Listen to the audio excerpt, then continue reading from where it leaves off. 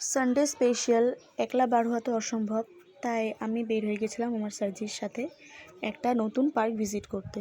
ঘুরতে যাবে বলে দেখো কত খুশি। তাই বেশি ভিডিও না করে সোজা চলে গেলাম পার্কে।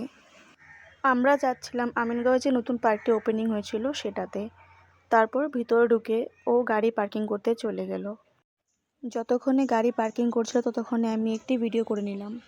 এটা ছিল পার্কের বাইরের দিকটা। যেহেতু আমাদের যেতে একটু দেরি হয়েছিল তাই বাইরে ততটা মানুষ দেখা যাচ্ছিল না। তারপর টিকিট কেটে ভিতরে ঢুকে গেলাম। যতই ভিতরে ঢুকছিলাম ততই আরও সুন্দর লাগছিল দেখতে। তো এটা ছিল পার্কের ভিতরের দিকটা। বাইরে দেখে ভেবেছিলাম যে বেশি হয়তো মানুষ হবে না, কারণ সেদিন প্রচণ্ড গরম ছিল। তারপরে ভিতরে গিয়ে দেখলাম যে না, মানুষের ভিড় ছিল। সেখানে বোটিং এবং বিভিন্ন ধরনের অ্যাক্টিভিটি ছিল। তারপর আমরা কয়েকটি ফটো তুলে সেখান থেকে বের হয়ে গিয়েছিলাম। মুখ দেখে বুঝতেই পারছো যে কতটা গরম ছিল। তো এটাই ছিল আমার সেদিনের ব্লগ।